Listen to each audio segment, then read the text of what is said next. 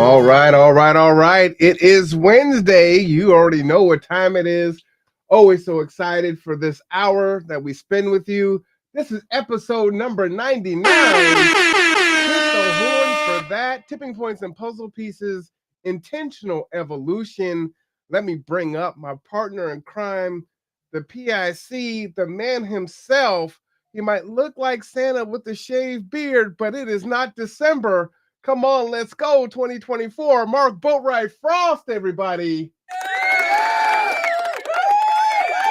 Okay. First of all, I want to ask if you can hear me or something because it just asked me to reload the page. Yep, I can hear you. All right. And it's got this weird, just as you were coming on, it says this, you have an error. You must reload your page.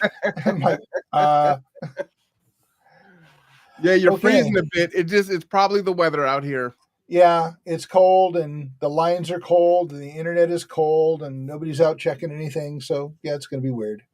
Yeah, well, and you and I haven't talked, but Friday, the downtown library was officially renamed or renamed the ML King event. That was from 6 to 8. Yeah, I watched some of it. I left my house at 5:15. When I got back, my pipes were frozen. I didn't get hot water again until Sunday late afternoon. Wow, at least it didn't burst. Oh, yeah, no, I'm thankful. But, during ice storms last year, no problems. This year, 3 hours, pipes frozen. Okay, so let me tell you a story about Kitsap Transit and the ferry docks. Please. None of the bathrooms were working yesterday because the pipes were all frozen.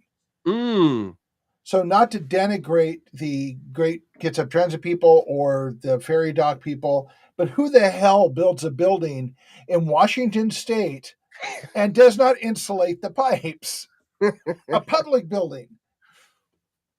I have no words. I know it's on the water. It's especially cold. I know there were a lot of falls. I actually met a few people that fell, bicycle riders. Yeah, it's dangerous. Please be careful. Take your time. Be careful.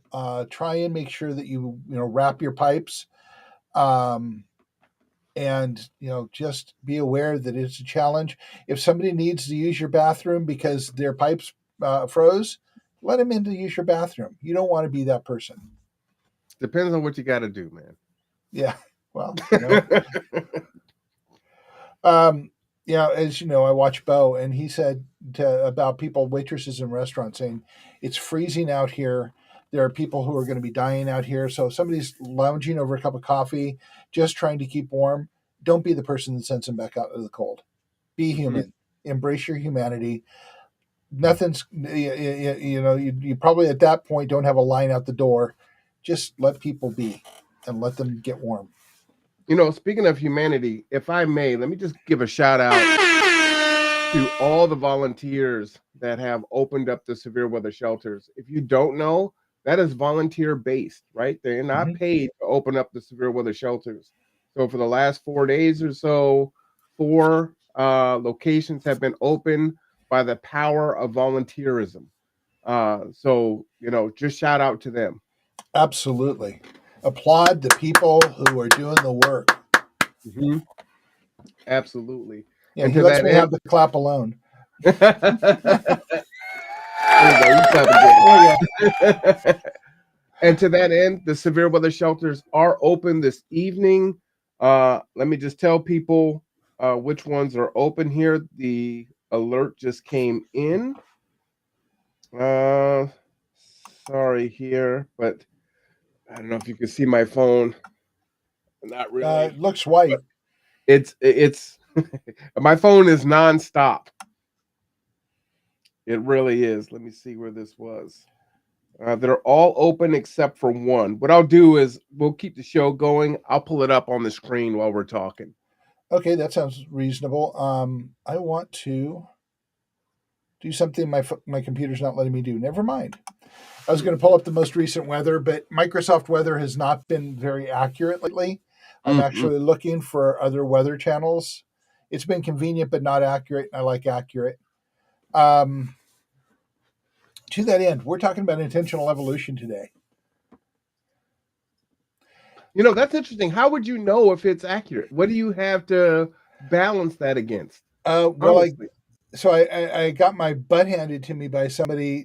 We talked about it briefly last week when I posted on the page that it was fairly accurate for the day, but it was presenting 80 to 90, 70 to 80-degree temperatures to mid 80s at the end of the month. I'm pretty certain that was not going to happen. But ironically, I put it out and somebody didn't take it ironically. So there we are.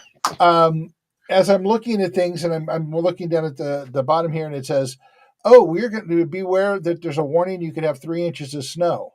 Oh, that's old from last year. Let me edit that. No, no, I mean, it's on my weather today. Oh, okay. It's my weather alert today. I'm like, I didn't read that. Yeah, no, no. I check my weather a couple, 3 times a day because of activities I don't want to really drive if I can avoid it in really nasty weather. So I'm kind of cautious about that. No, I understand. Port Orchard, Silverdale, and Kingston are open this evening. Okay. FYI. All right, and the Salvation Army is, I'm assuming, going to be open as well. Yep, always open. Okay, excellent. Um, be kind, people. Be kind. There are people literally dying out there. You don't hear about it because we have a newspaper that doesn't actually report anything. But people are dying out there. Be kind. Okay? That's all we can say is be human, be kind. Yeah.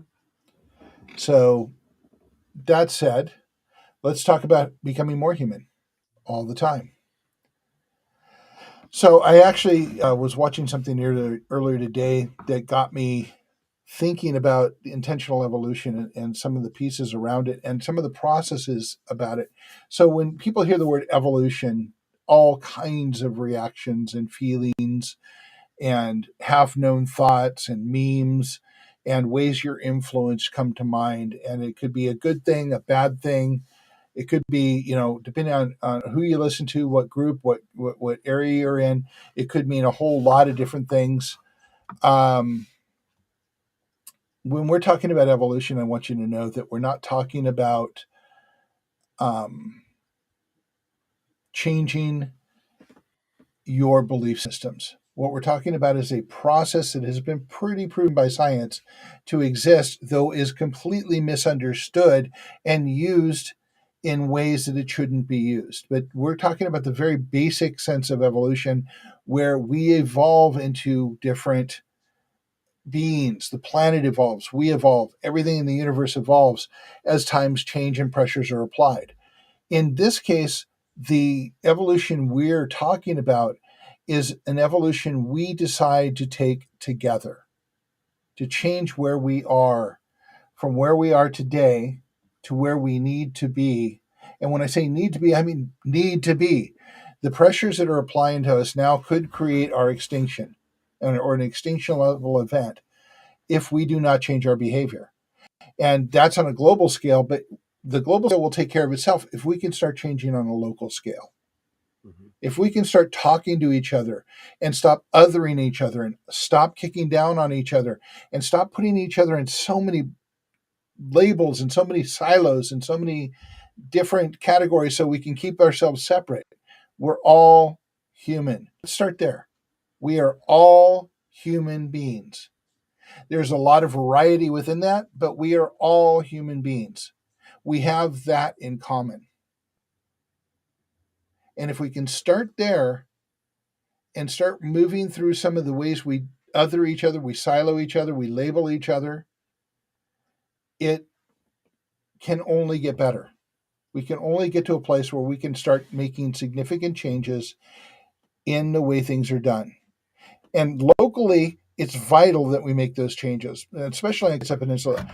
I'm in the process of rewriting the webpage. It'll be launched this week. And one of the things I was working through is discussing um, why Kitsap Peninsula is the perfect place to do a resilient communities project, and why the Mm, Kitsap Resiliency Project was born here was because we have challenges a lot of other places don't have. okay. So, first of all, let's talk about geographic challenges. We're a peninsula. Speaking my You've language. Go Yeah, ahead. so if you go south of here, trying to get out of the Kitsap Peninsula without doing bridges or ferries, you drive through Gorst, you drive south through Tahuya or down the Three or toward Olympia, and look around you. Look at the condition of the roads, look at the breadth of the roads, look at all the things around you, and think about that in times of crisis or disaster. Those roads are not going to be very passable. There are places where they will turn into swamp, Gorse being one of those, in times of a major quake. So we are truly almost an island. That's one level of complication. If disaster comes and we are cut off, we have 3 days worth of food. I'm not trying to scare the hell out of anybody. I'm just saying it as it is. We can change that together. Hmm. But right now, today, this minute, that's what exists. Being able to get on and off the peninsula, same situation. We can't go get food because we won't be able to get on and off. We are ferry, bridge, and narrow confining roads through a narrow passage where there's going to be a lot of liquefaction, just say swamps happen. Um, so that's one challenge. It's a geographic challenge. If anything happens, we are going to be struggling. Okay, so second level, physical infrastructure challenge. Washington State just started adopting earthquake codes fairly recently. A lot of the buildings here have not been built to earthquake standards, which California has been doing for decades because California experiences a lot more quakes.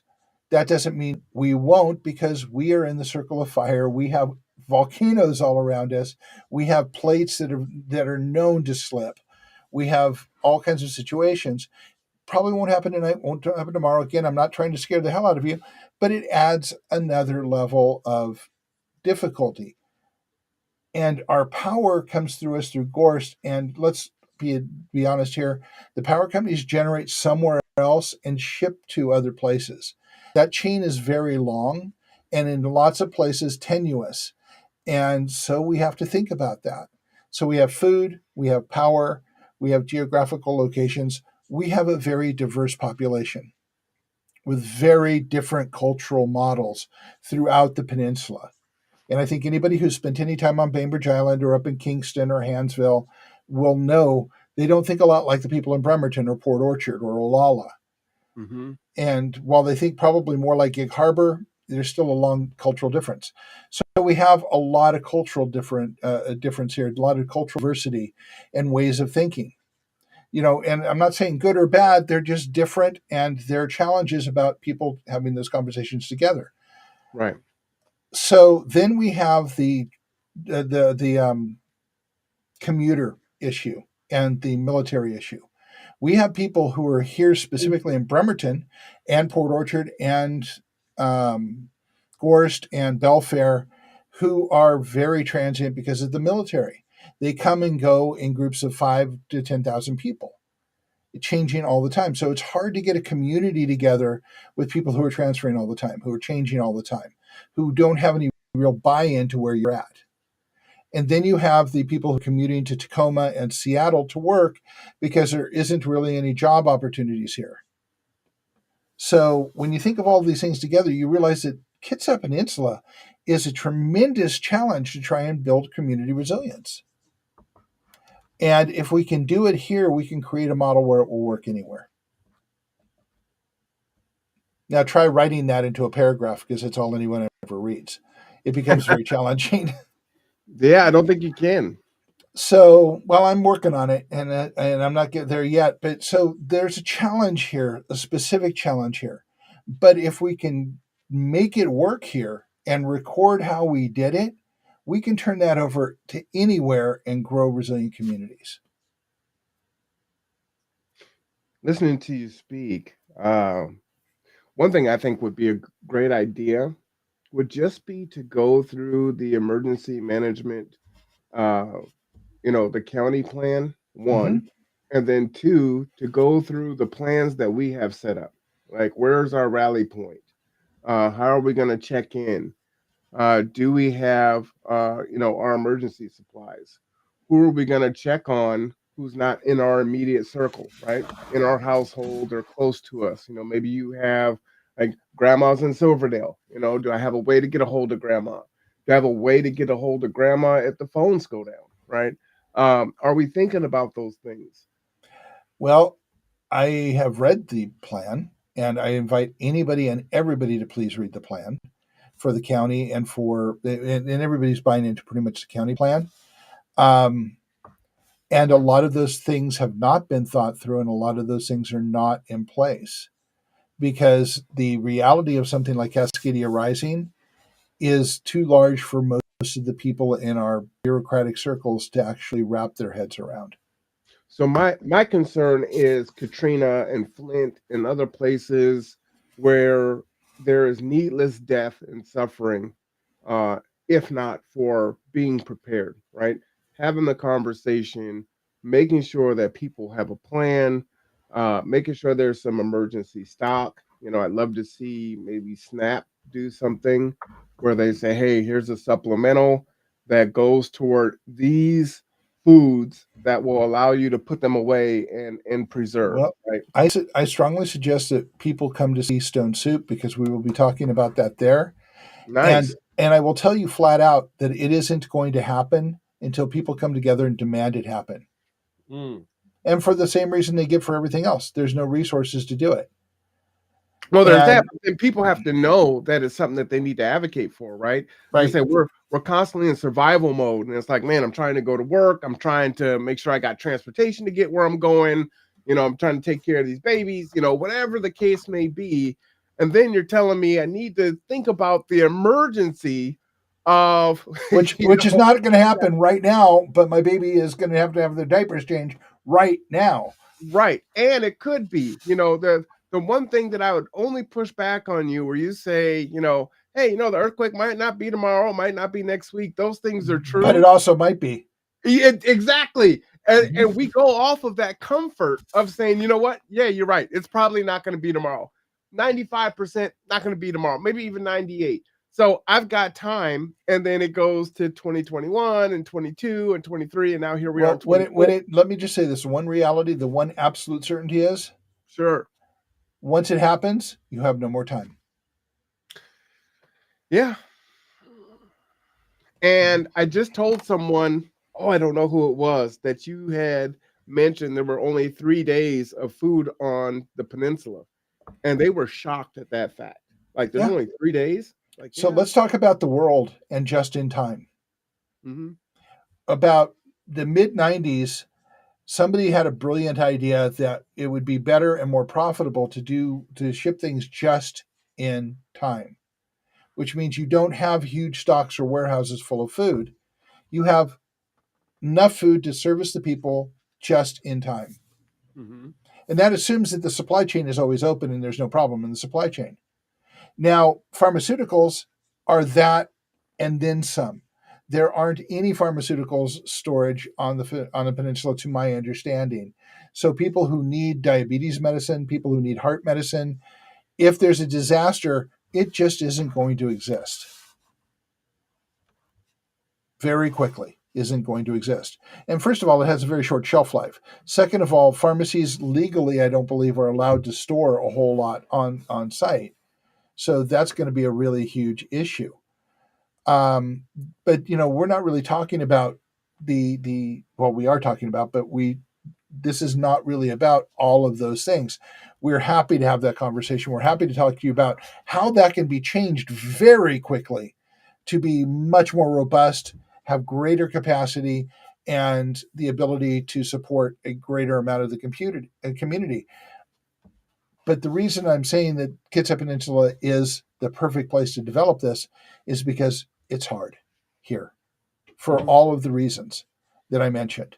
And there's a lot of reasons to get together, but Marwan is right. We do day-to-day survival and we don't think about the future. And we need to start having conversations about that because, as he also mentioned, Flint, Michigan, that could have been prevented if people had been maintaining the infrastructure. Now, again, I invite you to Stone Soup. We'll have several people with tables that will talk in depth about what happened, what can happen, what technologies are available today that we are not adopting, that we should be adopting, and ways and philosophies we should be looking at things. That's really the time to have this conversation. Or on Sunday mornings, I'm happy to have it at Cups Cafe. But we need to come together to solve any of this. The bottom line is we need to figure out how to bring people together from a diverse background and get them to understand that we are all human and all need to work together. And that, believe it or not, I'm just getting an echo on myself. Believe it or not, that is intentional evolution. We are intentionally changing the way we are acting and behaving because it does not suit us in the ability for humanity to survive together and grow together and to thrive together. So we need to change our model in our head. Now, this is going to seem like a silly example, but I wanted to share this because it kind of hit me in the face this morning. I am a very big fan of Gabriel Iglesias, Fluffy, for those of you who know, a Mexican comedian. And he just did a stadium show in 2022, and a lot of interesting things about the stadium show that I highly recommend you watch it. It is on Netflix. One of the interesting things about the stadium show is it was just post COVID, and a lot of his routine and talking about was about COVID and how we lost a lot in COVID. But one of the things he talked about is cancel culture, and a large portion of this is about cancel culture. One of the things he said is, if I'm talking about cancel culture, because I don't talk about politics, I don't talk about religion, I don't talk about sports. If I'm talking about cancel culture, it has gone too far. And he touches on the reality of it. He touches on the need for something like that, but he also touches on the ridiculousness of it. One of the things he says is cancel culture does not educate, it blames. And education is sometimes needed. They were very angry at him for uplifting Chick-fil-A because he went there because Popeyes was closed, and he mentioned on Twitter, and and suddenly everybody went wild because, as many of you know, Chick-fil-A has done some things that are anti-LGBTQ plus community, and they have their business has become they use their business to support anti-LGBTQ legislation and movements.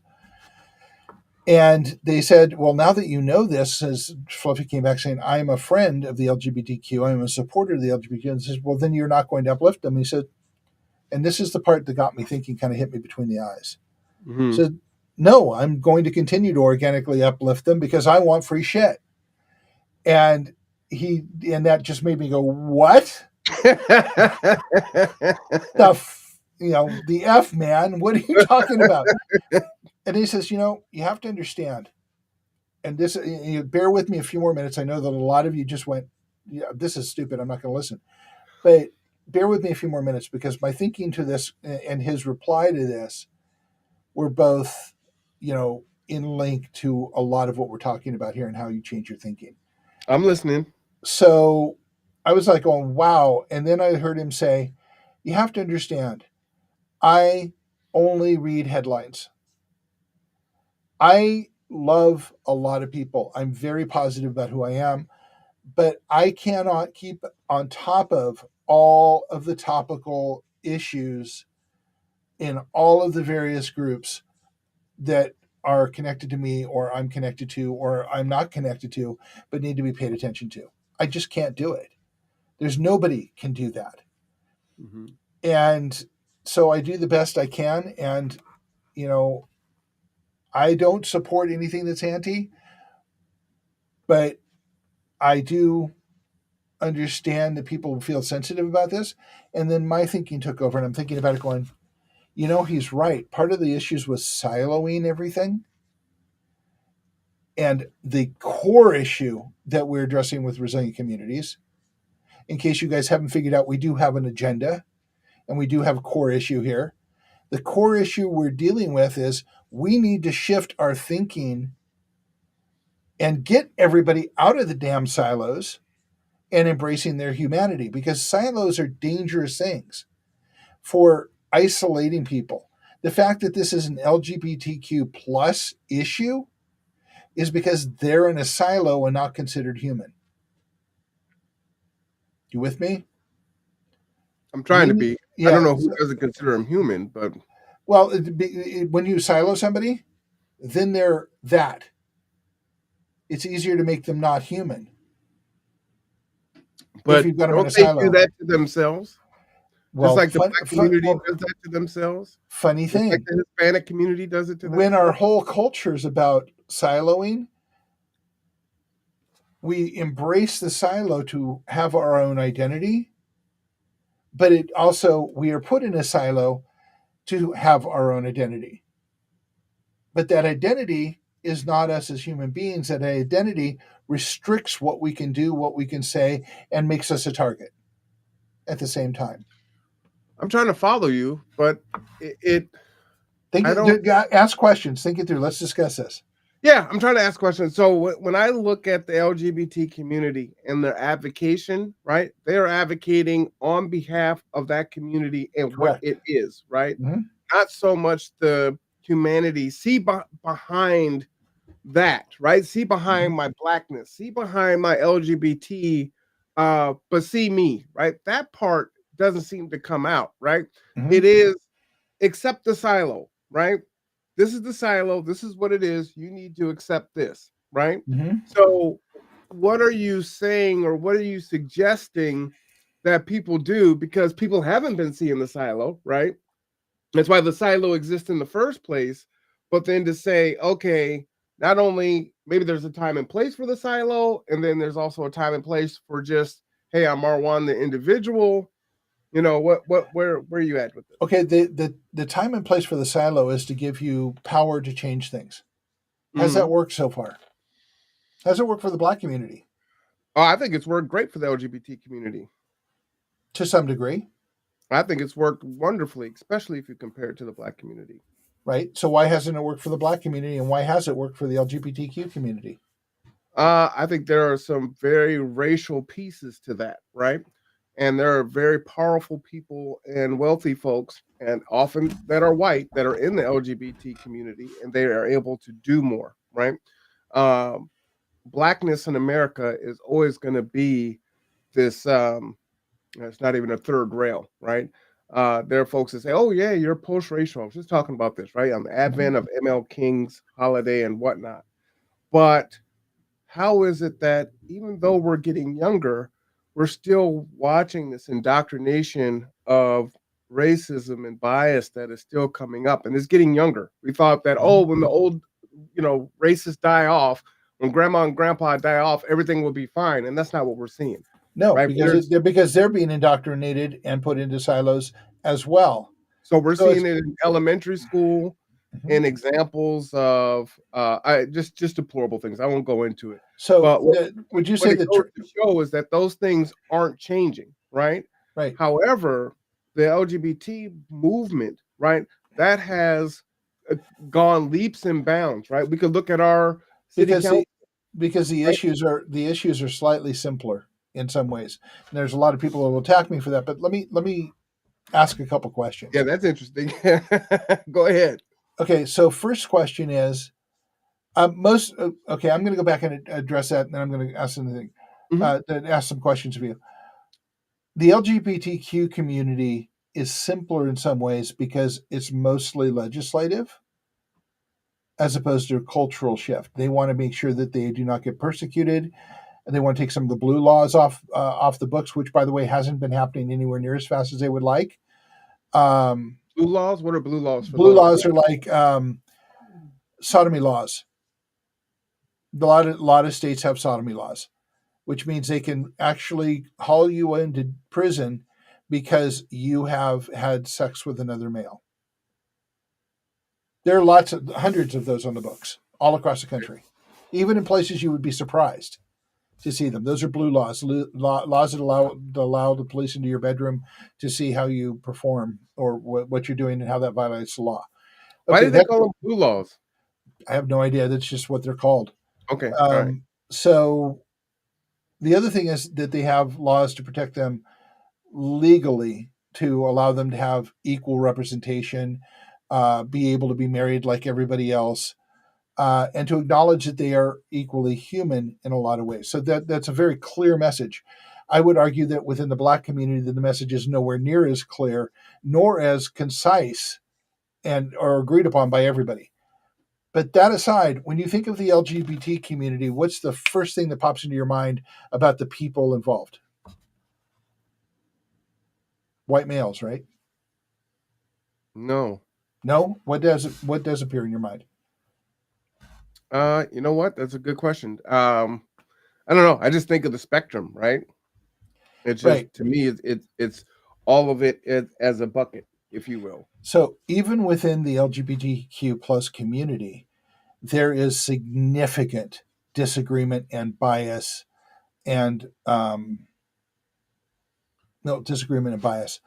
Trans people are now being accepted, and that's why the fight is so hard for them. Even within what would be considered the LGBTQ plus community, trans people are treated more poorly than a lot of the other people. And I will tell you from historical points of view, because I've been involved in the LGBTQ community since I And was a I'm aware of teenager, that. Yes, I'm aware of that. that the white males have treated the lesbian females poorly for a very long time, and there is absolutely a glass ceiling within that community for representation. Okay, I have to take your word for it. But yeah, it's interesting how that has been historically the case. I don't think it's as much the case now, and it's not as much the case everywhere. So let me tell you my perspective as a heterosexual black male on that, right? Okay. So what I see is you have LGBTQI Hmm. plus, et cetera, right? And because this country is still what 55% white, right? It's white. So regardless of how you identify, whether you're LGBT or etc., right? You're still white. So if there are issues within the LGBT community, it's still they're fighting up here, right? Hmm. So if you have the patriarchy is bad, but you have a trans man who has transitioned into a woman, is still a white woman, right? Unless it's a black man to a black woman, No, no, no. or a What I'm white, saying, but yeah, but even in there, there's you're talking about it just from uh perspective trans or perception. from no. You're talking about it from trans having issues with L and G, right? Hmm. So we didn't even get into the racial in that. I'm just talking about what I see and what I experience, So right? I'm just saying that there's dysfunction and bias But let me and finish my prejudice thought. there. Go Let me ahead. finish my thought. Absolutely. So what I'm experiencing, what I see is you have LGBT up here. It's like city council, right? They were very proud that they are a LGBT majority court, right now, Hmm. right, or council, and that's fantastic. But everyone looks white. Everyone is Hmm. white, right, or white presenting. So nothing has changed here. This is they're advocating and jockeying for position here, right? And it's just like the civil rights era where you had was supposed to be for um, ways to make reparations or recompense to the black community, but we know through Title IX and some other things that white women actually were the ones that majoritarily benefited from the civil rights era, right? So there again, black folks are still here and still struggling. So when you ask the question, how are black folks still suffering here and the LGBT is a lot easier, the simple answer is race. And we And I have will, not and reconciled. I'll give you one more simple answer: Mhm. money. No, there's not a money issue in this country. And I think every American should refuse to believe that at this point, when we were able to offload billions to Ukraine and billions to Israel. And Uh, but there is a inequality of wealth issue. And actually, the funny thing is, I just put up it's not because of lack of money. We have the yeah. money. Well, yeah, we can always print more, right? No, we don't have to print more, right? when we fight for reparations, we're told we need to have a committee for the committee to see if we should even talk about it. And then it's, well, who's going to get it? And are they actually going to spend it right? Or are they going to waste the money or this and that? We don't ask any of those questions when we offload billions of dollars to other countries. Yeah. And there's a lot of argument one way or the other, but that's politics. But But what I'm saying is, then you're inaccurate to say that it's a money issue when there's but it billions of is. dollars that But all of a sudden miraculously appeared, right? And it was like, oh, here you go. Okay, so let's change that word from money to status. Go ahead, change it. Okay, so you were saying that civil rights movement benefited white women more than anybody else, right? Mm-hmm. Yeah. Would you say white women had better status than black people did? Hell yes. Okay, so in the gay community, the LGBTQ community, and you'll see how I circle back to this, the white homosexual male has more gravitas than trans people who generally don't have a lot of money because of their psychological social status, gay women who do not have a lot of money because predominantly if you're a paired up white male, you become a dual income, no children, and you have a lot more financial status and gravitas than other people in your own in your so-called group. Whether you're single or whether you're married in a heterosexual or an LGBT relationship, you still have more wealth than any when you're talking about black, when you're comparing it to the black community, right? So again, you're making my point. They're jockeying for space up here while we're still down there. I think let me go I think that we're agreeing. I think we're agreeing. Hold on. So Let me go a little further. Let's go back to slavery, right? So when white women couldn't vote, they still had slaves, right? They were gifted slaves. I did a podcast on this and went down a lot of history because I had to respond to one of the council people about some really bad statements that she had made in a meeting, right? So that was still happening.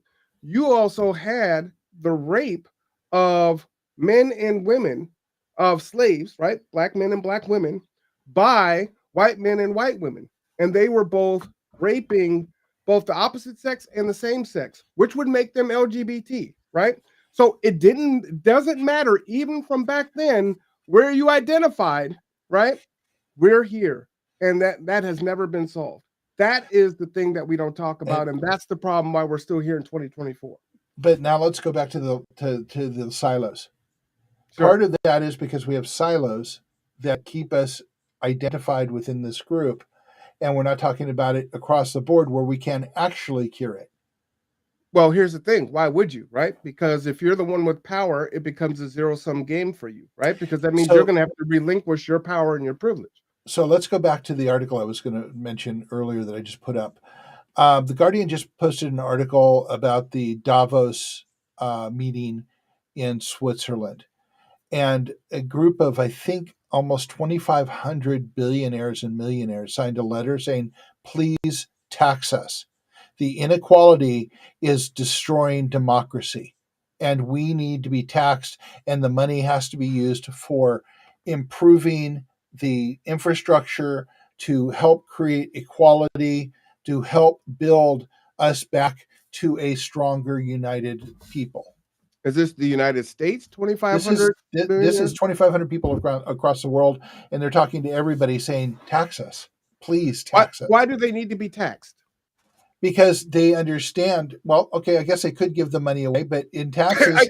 That's my point. You don't need to be taxed. If you know there's an issue, then give the money. But the theory is the government will be able to use the money more wisely than just giving it away. Have we seen the government using the money wisely? They would be better off saying, hey, you know what? We're going to come together. We're going to tax ourselves. And we're going to fix the issues that we see there, whether it's infrastructure or whatever. And then force the local government or federal government to funds match, right? Yep. And they push them. But what do? They lobby for more money, right? It's very bizarre. Go ahead. No, but swinging back to intentional evolution, one of the reasons that happens is because people aren't united in calling them out on it. Because we're back in silos. We're so busy with our silos, and separating from each other, that we don't actually talk about the human things we all need to talk about, like why is government spending billions of dollars going here and here and here, and what's the benefit to us about that. Now, we can argue about that back and forth. We can talk about that, but we don't have a lot of time on this channel to do that. Matter of fact, we're almost out of time.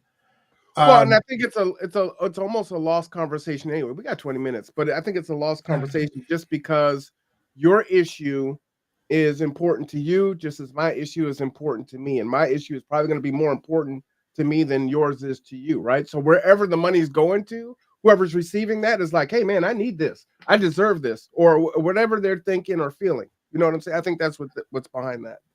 Yeah, but in the long run, again, let's go back to the reason that resilient ecosystems exists, is because a lot of people are dealing with the immediate, and I would say that what you're talking about, pretty much the show, is the immediate. Mm-hmm. It's an immediate that has not been addressed. It has not been addressed well, and one of the reasons it hasn't been addressed well is because we haven't gotten ourselves to the human space where we need to be to address it well, and it's fallen into the hands of the political and the social, and we need to get it out of that. And again, we need to make the decision to do that. We need to consciously make that decision and do the work. Much like going back to the fluffy video I talked about, where it kind of in my face, I had to start thinking about it. I had to start thinking about, those things are all important to each of those groups. The everything there, but what one person can address all of that. But if you're at the table and we're all addressing it together, we can address it. It isn't a political thing. It then isn't a media thing. It's a thing where we are treating each other as human beings, and we're starting to solve the problems. And once we start solving some of the problems, we'll realize that they're linked to all of the other problems, and we can start solving a whole bunch of things all at once. All right, so let me give you a scenario, and I kind of feel like at the end of this, you're going to say, well, I'm not the one to solve it. I'm just the one to bring people together, right? Well, so, I am one of the people to solve it. So because I have a piece. So you got a peace pipe. So, there are people that feel different ways about immigration and the challenges and the issues, right? And what we're seeing in Chicago or New York is very offensive, especially to low-income Black communities and BIPOC communities and low-income white communities that live there also, but primarily Black communities, which we're watching being flooded by immigrants coming in, being shipped through Texas into these neighborhoods, right? And now the reports are coming out. One, not only are they spending millions and billions, but these folks are being put up into hotels, and all of these concessions are being made, which is making it even harder for the poor Blacks to access the resources that they already weren't getting enough of. And it's like all of a sudden there's this political will to make it happen for these folks that have come across the border, but to hell with the people that were already living here, right? Mm-hmm. And what you get from the right is, well, you know what? They live in America, and if they just work hard and pull themselves up from the bootstraps, they would be doing better, right? And then what we get from the left is, well, you know what? These folks are coming in and they're seeking asylum or whatever the case may be, and so we've got to take care of these people, right? But in the middle is you have American citizens that are getting shit on, right? That have been evicted out of their homes. They can't eat. They can't make a living. They can't take care of their families. They're suffering the same cold, right? What do you hear? Oh, in the news, immigrants are suffering these horrible weather temperatures in Chicago and in New York. And by no means should any human being be outside, right? Mm-hmm. But we haven't heard any of that the years before immigrants were being bused in Chicago and New York. But Black people and Black males, who are by far the most homeless in this country, suffer in silence year after year, year after year. That's the problem, right? So what is the solution to that?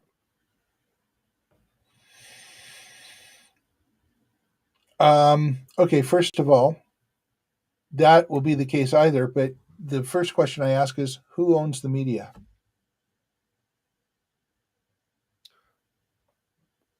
I don't even know where you're going with it, but whoever owns the media, because you're talking about Democrat owns the media, the media.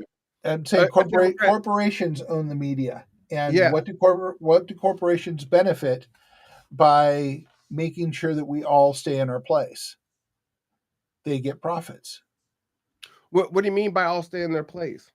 Okay, so we have people here who are being shit on, and we have people, and that's been true forever, but it's actually accelerating.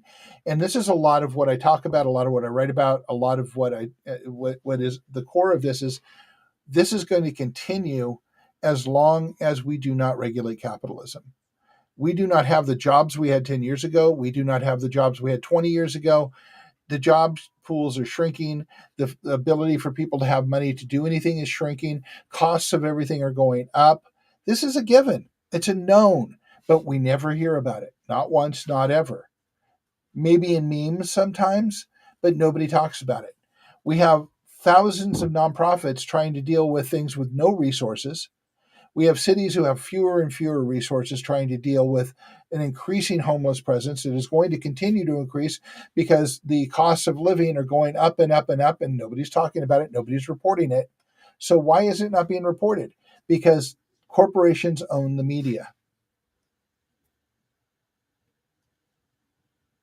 So you think it's So, just a media issue?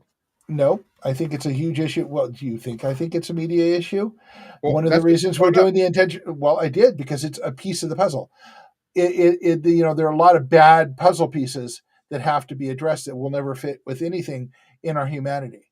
But we can only address that together, which means we have to learn how to talk to each other. And that in itself will be steps towards solving much of the other problems.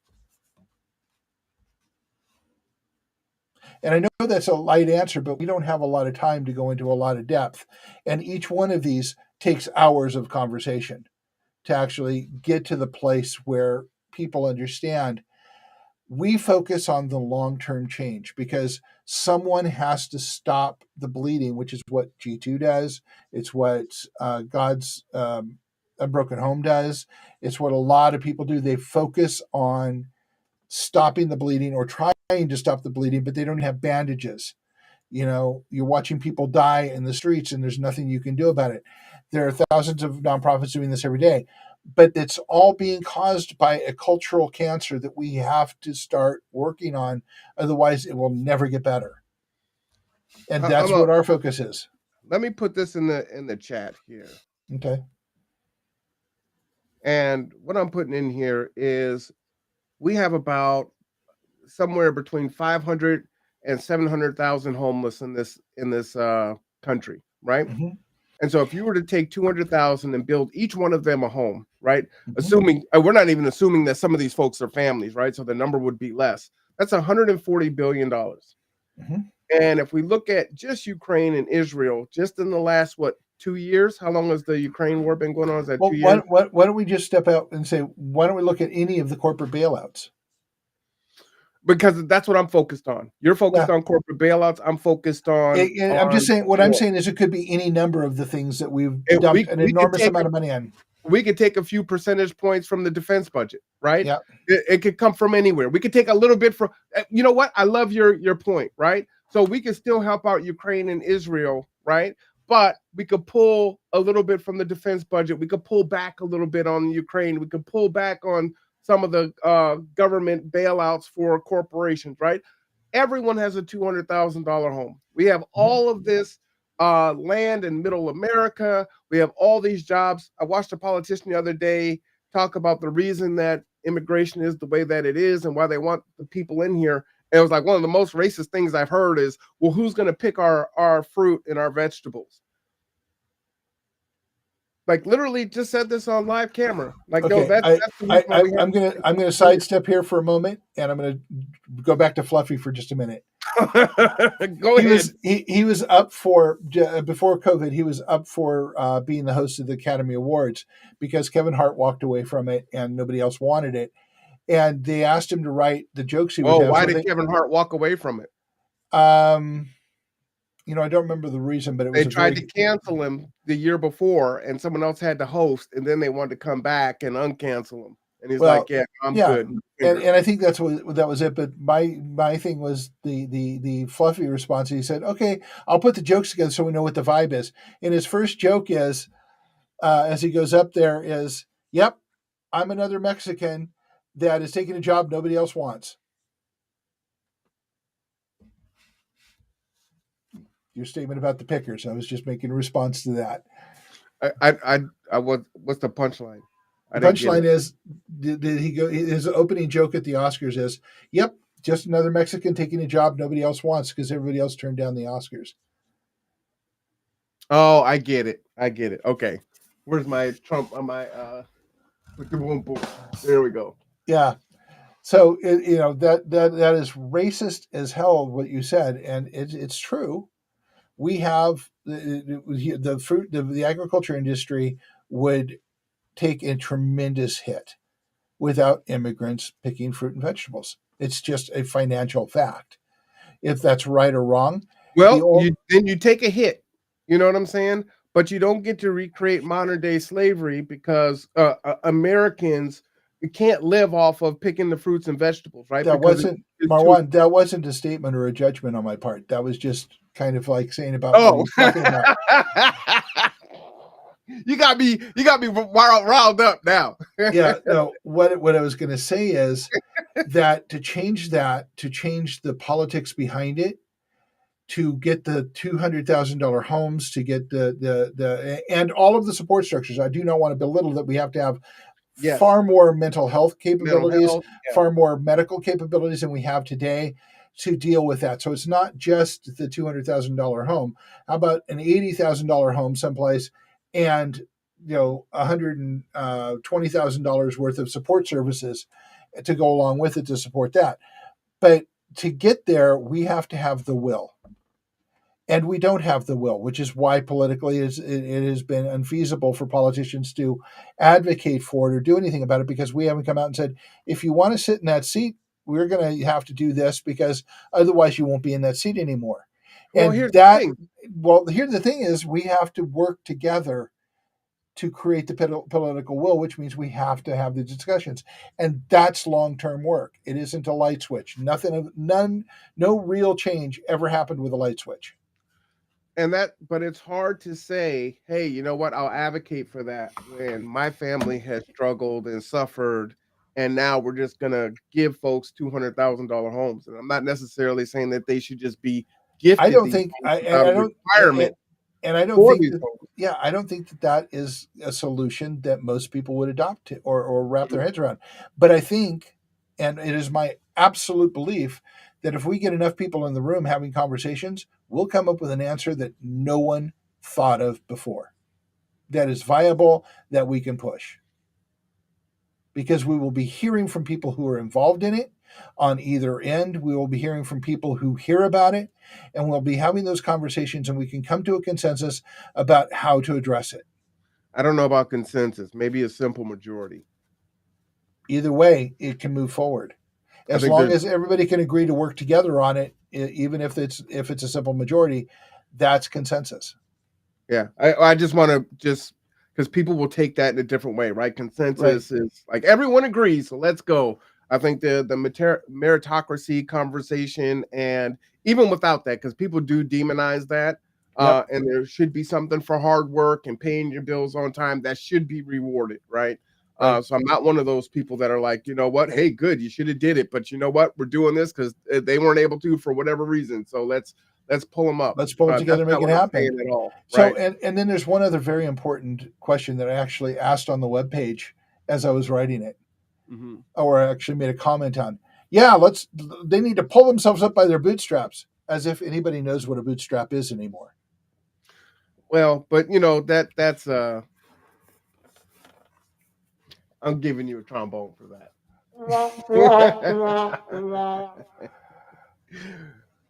So, couple things. I don't think we But can it really is get. antiquated. We should come up with something more up to date. I do agree with you for that.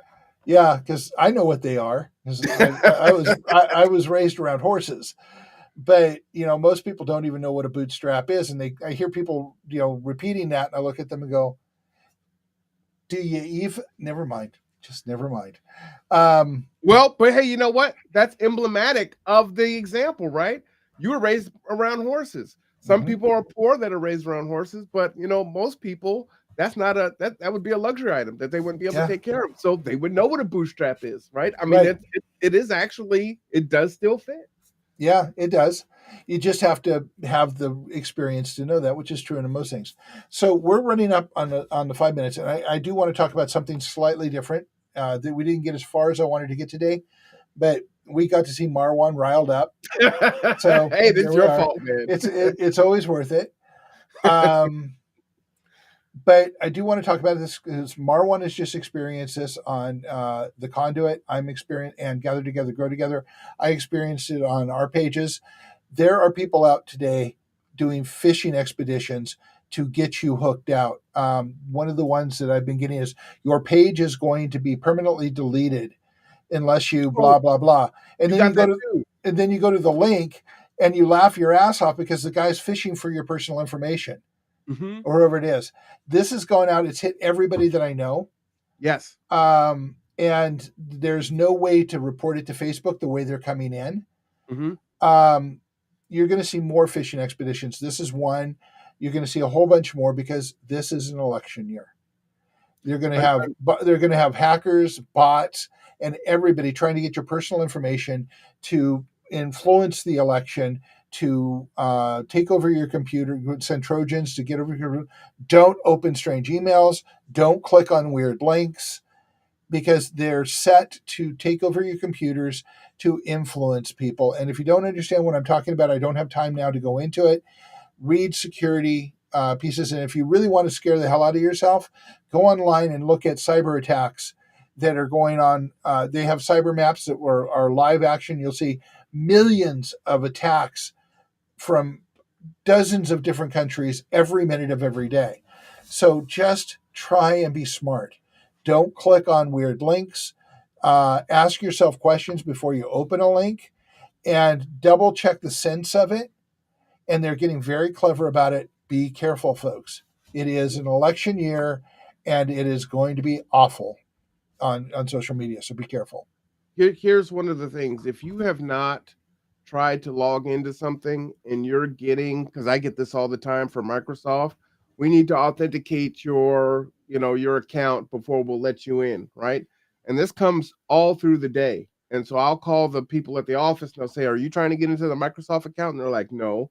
And you don't have to be in a hurry. Just because you get an email, just because you get a phone call or a Take a text, you breath. don't have to respond. Go to the actual website or give them a call at the actual website number and say, "Hey, is this what's happening?" And oftentimes they'll tell you no, but don't. Mhm. They're depending upon your panic. Yeah, So don't they panic. want they want to get you hooked. So just take a breath. Election years are the worst. Um, they are the time when everybody's trying to get into your systems and or get into your head to tell you all kinds of things that you don't need to know. And part of wanting to bring people together is that so we can sanity check each other. Change your passwords, Hmm. right? Things that are your names or your kids' names. You need to have some variance because they have things that will go in there. If you're doing third party emails, right, you downloaded an app or a hospital app, right, you're using MyChart. Those get hacked all the time. And then you get that letter in the mail saying, "Hey, we had to let you know you got hacked." But that's the same password that you use for your bank. You've got a problem. I know it's Yeah, painful. Create a sheet, lock it up in your safe, put it away. Just keep yourself safe. yeah. All right, Don't write it on your hand. Okay. give the final word. We've got Kitsap Housing and Homeless Coalition in 2 minutes. Okay. Final word is we can evolve to a better culture, but we have to do it together, and we have to learn some tools to do it. All right, this was a fiery episode. As always, I appreciate the conversation with you, and the fact that you are brave enough to have it in a space online, knowing that we can be judged or canceled at any time for giving our raw thoughts. Right? This isn't a thought out statement. We're just saying what we think and what we feel off the cuff, and so I will always appreciate you for that. Right now at 2 p.m., 2 minutes. Oh no, it's 2 p.m. The Kitsap Housing and Homeless Coalition. Please join us over there. For Peace Mark Bart out. Ray Frost, I'm Marwan Cameron. This Tipping Points and Puzzle Pieces, the conduit. We'll see you next time. Bye bye, everybody.